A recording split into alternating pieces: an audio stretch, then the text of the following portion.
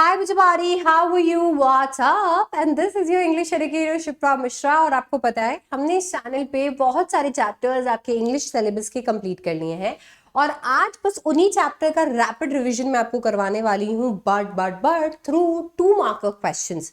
सो 2 marks में कैसे questions पूछे जाते हैं, क्या क्वेश्चंस पूछे जा सकते हैं, क्या आंसर्स में लिखना चाहिए, इसके थ्रू आज हम अपना रिवीजन करेंगे। It's going to be a quick video, it's going to be very helpful and you going to get the PDF of the video on our Telegram channel. So feel free to follow us on Telegram और आपको उसका link नीचे मिल जाएगा, तो make sure that you follow us there.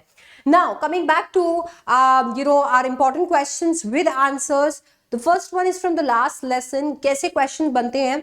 How does M. Himmel's attire on the day of the last lesson symbolize the significance of the occasion?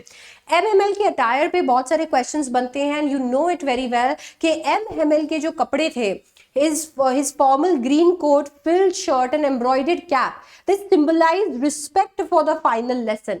वो symbolize करता है respect, ठीक है, कि फाइनल लेसन होने वाला था तो उसके लिए वो रिस्पेक्ट सिंबलाइज करता है, मार्किंग इट एज अ सोलम। ये मार्क करता है, ये दिखाता है कि कितना सोलम यानी कितना सीरियस था ये, एंड ऑलमोस्ट सेरेमोनियल इवेंट था। कैसे? It was more like a ceremony than a lesson.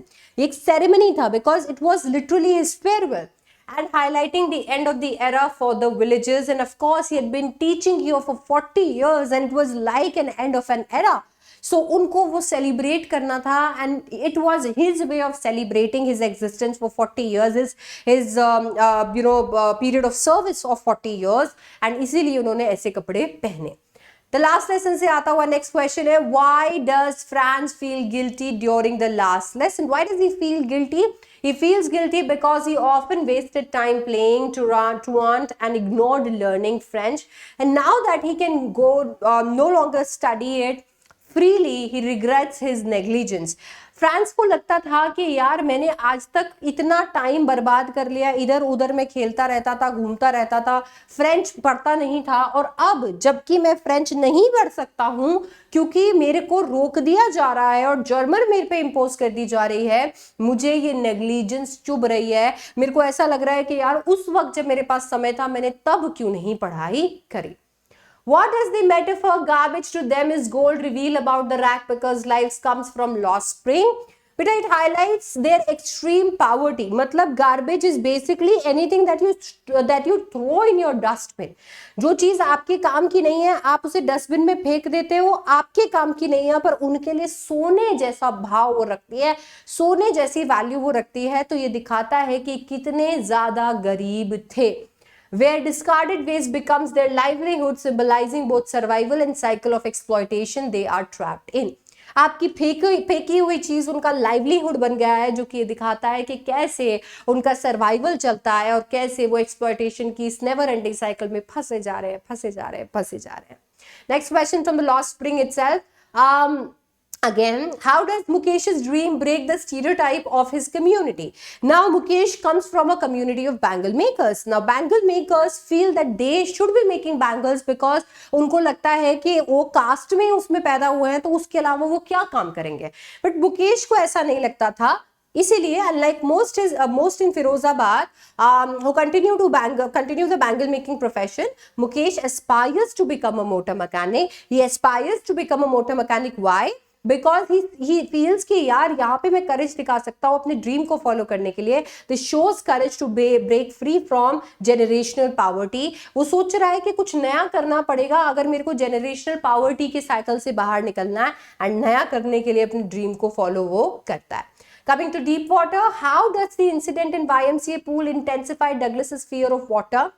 Now, he had the aversion to water already क्योंकि वो 3 से 4 साल की उम्र में ऑलरेडी एक बहुत ही खतरनाक एक्सपीरियंस कर चुका था, और अब वो वापस हो रहा था तो उसके चलते वो एक हाइड्रोफोबिया में कन्वर्ट हो गया था।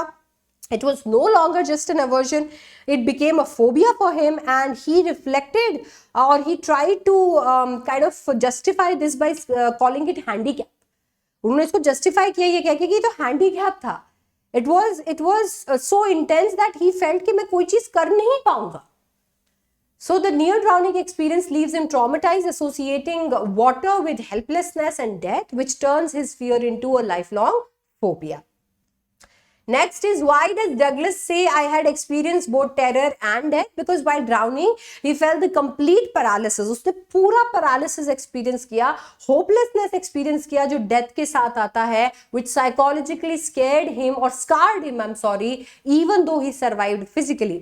तो हो सकता है कि वो बच गए, उनकी मौत नहीं हुई, फिजिकली उन्हें कुछ नहीं हुआ, बट साइकोलॉजिकली, मेंटली वो ऐसा घाव उन्हें मिल गया, ऐसा स्कार उन्हें मिल गया, जिसके चलते वो आज भी उसे रिकॉल करके कहते हैं कि उन्होंने डेथ और डेथ जो एक्सपीरियंस लेकर आती है वो दोनों झेला है. How does the metaphor of rat trap reflect the peddler's philosophy of life? Very good question coming from rat trap. He views the world as a rat trap where material possession act as bait. उन्होंने इस दुनिया को एक rat trap की तरह देखा है जहां पे मटीरियल चीजें बेट की तरह काम करती है, tempting people into misery. बेट बुला कर लेकर आती है, लोगों को मिजरी के अंदर बंद कर देती है, mirroring his own life of poverty and petty theft. कहीं ना कहीं जब वो इस चीज के बारे में बात करते थे, it was exactly how his life also looked, how his life looked. क्योंकि वो भी तो यही कर रहा था, जैसे ही उसे कोई अपॉर्चुनिटी मिलती थी चोरी करने की वो करता था, और ये एक नेवर एंडिंग साइकिल थी, वो कभी उससे ब्रेक फ्री नहीं कर पा रहा था until Edla came into his life. What role does Edla Wilmanson play in transformation of the peddler? Her kindness and trust awaken his sense of dignity, prompting him to reform and symbolically return the stolen money as a Christmas gift. वो इतनी kind थी, वो इतनी friendly थी, इतनी compassionate थी कि rat trap seller के अंदर की डिग्निटी, उनके अंदर का सेल्फ रिस्पेक्ट जाग उठा, जिसके चलते ना तो सिर्फ उन्होंने चोरी किए हुए पैसे दिए, बट ऑल्सो उन्होंने रेफर किया कि ये क्रिसमस गिफ्ट है, because he was actually gifting her a chance to believe on others. आज अगर वो इसके घर में भी चोरी करके जाता तो शायद एडला कभी किसी पे भरोसा नहीं कर पाती. My mother at 66 से आता हुआ question, how does the poet deal with the pain of her mother's aging? She distracts herself by looking at the young trees and happy children, forcing her mind away from the thought of losing her mother. But she could not actually do it because when she looked outside, it kind of created a contrast in her brain, and she could only think about how her mother used to look when she used to be young, and she had a lot of time with her mother. Now that her mother was aging, her mother was ill, she lacked luster, brightness on her face, and she doesn't have the vitality or vigor left in her. She felt bad, extremely bad, and she was terrified because she wanted to hug her mother, tell her that I feel terrified, I cannot even imagine losing you, and I have that feeling already kind of germinating inside me, and what do I do? She could not even express those words, she could not even say those words, and she had to hide her feelings and kind of give her a fake smile. So that's how she dealt with the pain of her mother's aging. What is suggested by this simply comparing mother's face to late winter's moon? She kind of tries to convey her mother's pale, vain and frail appearance, symbolizing old age and approaching end of life, just like the moon. आप अगर सर्दियों का moon देखोगे तो आप देखोगे कि आधी रात में वो कोहरे से ढक जाता है, बादलों से ढक जाता है, धीरे धीरे करके चला जाता है. वही एग्जैक्टली वो क्रिएट करना चाहती थी, वही एनालॉजी वो क्रिएट करना चाहती थी, ये बताने के लिए कि उनकी मम्मी कितनी बूढ़ी थी और कैसे धीरे धीरे करके फेड हो रही थी, एंड एक दिन शायद उन्हें छोड़कर जाने वाली थी. Keeping quiet से आता हुआ question, why does the poet advocate counting to 12 and keeping still? Because it is symbolic pause urging humans to reflect, introspect and momentarily stop destructive activities for the sake of peace and renewal. Because हम लोग एक ऐसी race के अंदर है जहां हम रुकना नहीं चाहते हैं, तो वो चाहते हैं कि हम रुक कर एक बार थोड़ा रिफ्लेक्ट करें, थोड़ा इंट्रोस्पेक्ट करें और खुद से कोशिश करें कि डिस्ट्रक्शन हम रोकें, खुद का भी और लोगों का भी. Keeping quiet से आता हुआ question, what does the reference to men cleaning their weapons symbolize? Now ये men cleaning their weapons is basically from the paragraph, it is just the extended version of the poem, and it is from the paragraph where he speaks about green wars with fire, wars with gas, and he says कि जैसे लोग introspect करने लगेंगे तो ऐसे लोग जो Wars में इंडल्ज है, ऐसे लोग रियलाइज करेंगे दैट जो क्लोथ्स उन लोगों ने पहने हुए हैं, जो वेपन्स उन्होंने उठाए हुए हैं, जो सिंबॉलिक है वॉर का, जो सिंबॉलिक है डिस्ट्रक्शन का, उससे उन्हें क्या ही मिल रहा है. क्योंकि ये सब कुछ करके वो वॉर करते हैं, वॉर जीत भी जाते हैं, पर पीछे मुड़कर जब देखते हैं तो कोई सर्वाइवल भी नहीं है. तो ऐसे में शायद उनका माइंडसेट चेंज होगा, शायद वो अपने कपड़े बदलेंगे, शायद वो जो वेपन्स हैं जिन पे खून लगा हुआ है उन वेपन्स को वो क्लीन करेंगे, क्लीन माइंडसेट के साथ आगे बढ़ेंगे और इस माइंडसेट के साथ भी कि ब्रदरहुड जो है वो सुप्रीम है, हमें एक दूसरे के साथ आगे बढ़ना चाहिए।